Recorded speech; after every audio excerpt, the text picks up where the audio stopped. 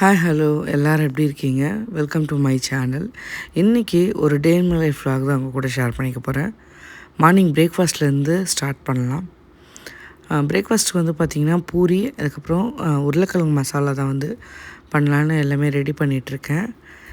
இந்த மசாலா பாக்ஸ் வச்சுருக்கேன் இல்லையா, அந்த ஸ்டாண்ட் வந்து இப்போ ரீசெண்டாக வாங்கியிருந்தேன். அது கொஞ்சம் வந்து ஸ்பேஸ் சேவிங்காக இருக்குது, ரொம்ப யூஸ் பண்ணுறதுக்கும் ஈஸியாக இருக்குது. மசாலா பாக்ஸ் முன்னாடி ஷெல்ஃபில் வந்து வச்சுருப்பேன். இது வந்து எடுத்து யூஸ் பண்ண கொஞ்சம் ஈஸியாக இருக்கிறதுனால சரி இதை வந்து வாங்கியிருந்தேன். உருளைக்கிழங்கு வேகிறதுக்குள்ளே அதுக்கு தேவையான வெங்காயம், தக்காளி, இஞ்சி, பூண்டு எல்லாமே கட் பண்ணி எடுத்துக்கலாம். நான் ஒரு தக்காளி ஆட் பண்ணி தான் செய்வேன். இது கொஞ்சம் நல்லா டிஃப்ரெண்ட்டான டேஸ்ட் கொடுக்கும், நல்லாவும் இருக்கும். இஞ்சி, பூண்டு இதையும் நம்ம வந்து பொடியை கட் பண்ணி சேர்த்தோம் அப்படின்னா ஃப்ளேவரும் ரொம்பவே நல்லாயிருக்கும்.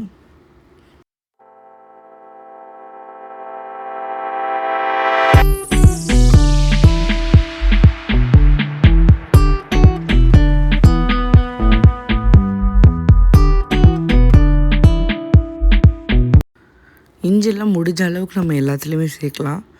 டேஸ்ட் மட்டும் இல்லாமல் அது உடம்புக்கும் ரொம்ப நல்லது. ஆனால் அளவாக இருக்கணுங்க, ஏன்னா இது நிறைய பேருக்கு ஹீட் ஆகும். ஸோ சிலருக்கு சேராது, அதனால் வந்து பார்த்து அளவாக சேர்த்துக்கலாம். இப்போ தேவையானது எல்லாமே நான் வந்து கட் பண்ணி எடுத்துட்டேன்.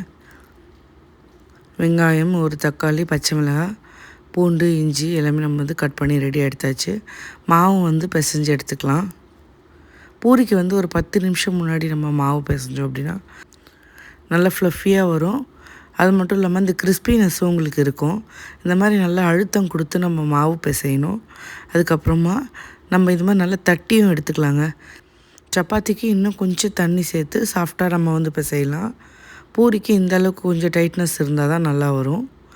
இந்த மாதிரி நம்ம எல்லாமே நல்லா ப்ரெஷர் பண்ணி மாவை ஒன்றா வந்து சேர்த்துட்டு ஒரு 10 நிமிஷம் நம்ம அப்படியே விட்டுடலாங்க. மாவு வந்து பார்த்திங்கன்னா நல்லா சாஃப்டாகிடுச்சு. இதுக்கப்புறம் உருண்டைகளாக போட்டு நம்ம மாவை வந்து திரட்டி எடுத்துக்க வேண்டியதான். எனக்கு வந்து பார்த்திங்கன்னா இந்த சப்பாத்தி பூரியெல்லாம் ரவுண்ட் ஷேப்லாம் திரட்ட வராது. ஆனால் வேகமாக திரட்டுவேனே தவிர அந்த ஷேப் வந்து கொஞ்சம் வராது. சரி, நம்ம வேணும்னா ஒரு சர்க்கிளாக இருக்கக்கூடிய பாத்திரங்கள் வச்சு நம்ம ஷேப் கட் பண்ணி எடுத்துக்கலாம். பட் நான் அப்படியே தான் ஒரு மீடியமான சைஸ் போட்டுட்டு அப்படியே வந்து விட்டுருவேன். ஏன்னா திரும்ப அந்த பாதி எடுக்கும் பொழுது அது வந்து பார்த்திங்கன்னா மாவு கூட சேர்க்கும்போது மாவு ட்ரை ஆகுது. அதனால் கட் பண்ணுறதில்ல. கொஞ்சம் சின்ன சின்ன உருண்டைகளாக எடுத்து இது மாதிரி தேய்ச்சி எடுத்துக்கிறது. பூரி வந்து பார்த்திங்கன்னா கண்டிப்பாக வாரத்தில் ஒரு நாள் பண்ணிடுவோம். சம்மர்லாம் உங்களுக்கு எப்படி போகுது? வெக்கேஷனுக்கு எங்கே போயிட்டு வந்தீங்க? வெயில் எப்படி இருக்குது அப்படின்னு இந்த வீடியோ பார்க்குறவங்க கமெண்ட் பண்ணுங்கள். உங்களுக்கு பிடிச்ச பிரேக்ஃபாஸ்ட் என்ன அப்படின்றதையும் மறக்காமல் கமெண்ட் பண்ணுங்கள். இப்போ நான் எல்லாமே தேய்ச்சி எடுத்துட்டேன். எண்ணெய் வந்து பார்த்திங்கன்னா நல்லா சூடாக இருக்கணும். போட்டுட்டு இது மாதிரி நம்ம லைட்டாக ப்ரெஸ் பண்ணால் போதும். பார்த்தாலே உங்களுக்கு தெரியும், பாருங்கள். அவ்வளோதாங்க, பூரி சூப்பராக வந்து ரெடி ஆகிடும்.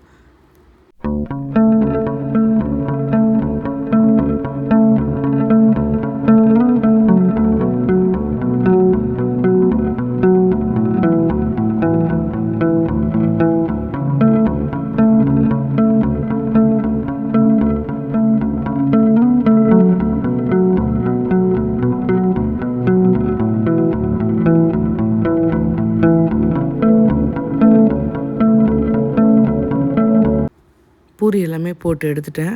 அதுக்குள்ளே நம்ம மசாலாவும் வந்து ரெடி ஆகிடுச்சு. வேக வச்சு எடுத்துகிட்டு திரும்பவும் குக்கர்லேயே வந்து பார்த்திங்கன்னா தாளித்து விட்டுருவேன். ஒரே ஒரு விசில் வைப்பேன். அப்போ நல்லா மிங்கிள் ஆகி டேஸ்ட்டு சூப்பராக இருக்கும்.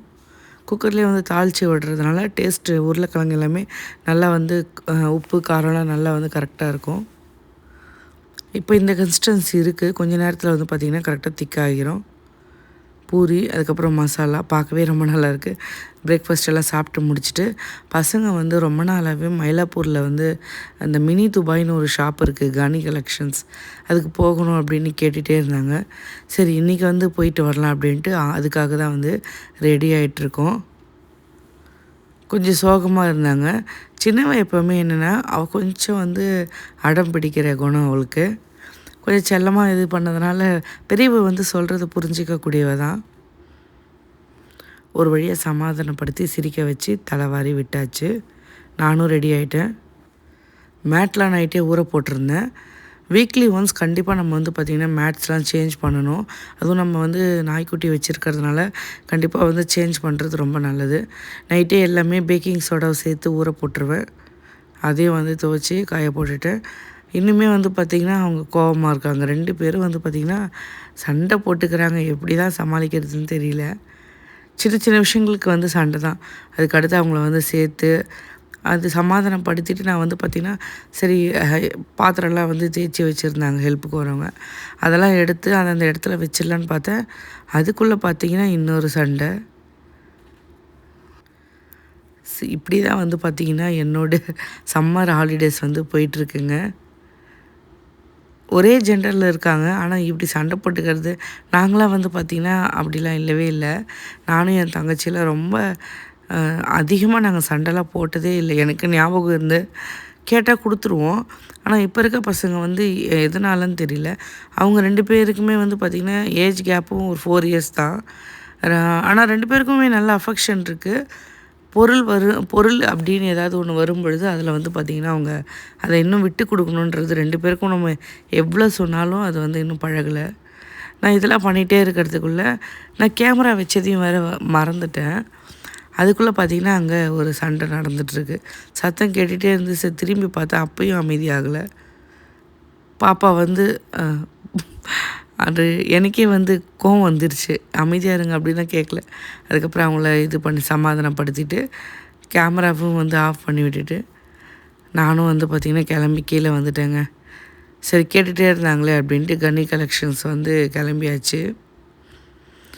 கண்டிப்பாக இந்த யூடியூப் வீடியோஸ்லாம் பார்த்து ஒரு இடம் போகணும் அப்படின்னா ஒரு முறைக்கு 2 முறை யோசனை பண்ணுங்கள். நான் சில விஷயங்கள் நான் வந்து எக்ஸ்பீரியன்ஸ் பண்ணியிருக்கேன் பர்சனலாக. சரி இவ்வளோ நம்பிக்கையாக சொல்கிறாங்க நல்லாயிருக்கும் அப்படின்னு நம்ம நினைப்போம். பட் அது வந்து போனதுக்கப்புறம் தான் அதோடைய என்ன அப்படின்றது வந்து நமக்கு புரியுங்க. நான் அப்படி இருந்தது எனக்கு பிடிக்கலைன்னா ஒன்றும் பண்ண மாட்டேன். எதுவுமே வாங்காமல் அமைதியாக அங்கேருந்து வந்துடுவேன். ஒரு வழியாக நல்லா சமாதானம் ஆகிட்டாங்க பாருங்கள். சரி ரொம்ப ஹைப் கொடுத்துட்டே இருக்காங்களே அப்படி அந்த கடையில் என்ன இருக்குது பசங்களுமே தொடர்ந்து கேட்டுகிட்டே இருந்தாங்க. நான் கேட்குறாங்க அப்படின்னா உடனே வந்து வாங்கி தர மாட்டேங்க. அது தேவை இருந்தால் சரி அதையும் கொஞ்சம் யோசித்து ஏன்னா வந்து நம்ம கேட்குறதெல்லாம் வாங்கி தராங்கன்ற அந்த இது வந்து பசங்களுக்கு வரக்கூடாது அப்படின்னு நான் நினைப்பேன். அதனால் வந்து கேட்ட உடனே இல்லாமல் கொஞ்சம் டைம் எடுத்து இந்த எக்ஸாம் முடியட்டும் இது முடியட்டும் நம்ம போகலாம் அப்படின்ட்டு தான் வந்து சொல்லுவேன். அப்புறம் இப்போ லீவில் இருக்கிறதுனால வெளியிலேயும் எங்கேயும் போகலையா, அதனால் சரி கூப்பிட்டு போமான்னு கேட்டே இருந்தாங்க. மயிலாப்பூர் ரீச் ஆகிட்டோம். காலையில் சாப்பிட்டதோடு சரி லஞ்சு வந்து சாப்பிடல. ஜூஸ் மட்டும் சாப்பிட்டுட்டு வீட்டிலேருந்து கிளம்பிட்டோம். வந்ததுமே வந்து பார்த்திங்கன்னா ஸ்நாக்ஸ் மாதிரி ஈவினிங் வந்து மினி போண்டா இருந்தது அது. அப்புறம் காஃபி குடிச்சிட்டு சரி கனி கலெக்ஷன்ஸ்க்கு வந்து கிளம்பியாச்சு. அங்கேருந்து வாக்கபிள் டிஸ்டன்ஸ் தான்.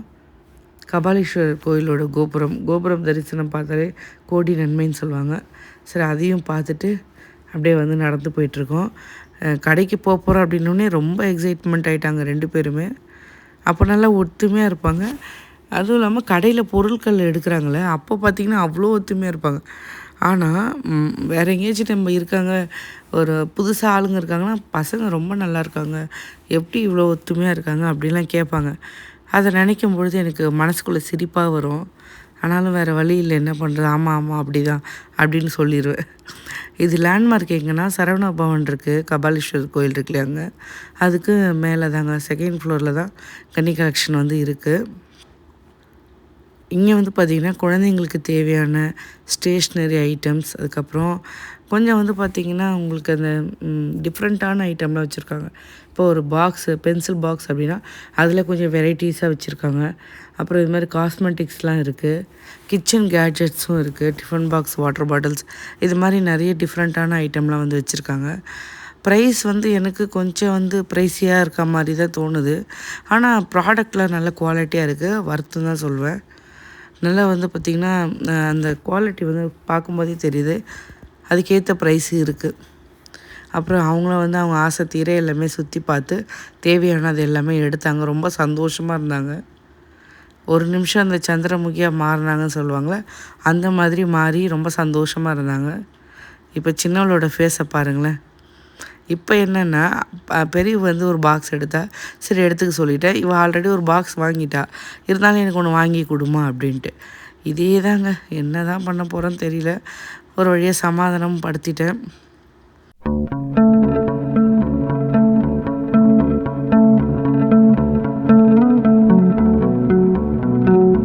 எல்லாம் வாங்கிட்டு பில் போட்டுட்டு கீழே வந்தாச்சுங்க. அப்புறம் பேக்கும் பார்த்தோம், ஸ்கூல் பேக்ஸ் அவங்கக்கிட்டே அவைலபிள் இருக்குது, அதுவும் பார்த்து வாங்கியாச்சு. நான் அடுத்த வீடியோஸில் வந்து அதை ஷேர் பண்ணுறேன். அவ்வளோதான், இதோடு இந்த வீடியோ வந்து முடியுதுங்க. வீடியோ பிடிச்சிருந்தால் சப்ஸ்கிரைப் பண்ணி சப்போர்ட் பண்ணுங்கள். நெக்ஸ்ட் வீடியோவில் பார்க்கலாம். இந்த மாதிரி தான் உங்கள் வீட்லேயும் நடக்குதா அப்படின்றத மறக்காமல் கமெண்ட்ஸில் ஷேர் பண்ணிக்கோங்க. தேங்க்யூ, பாய்.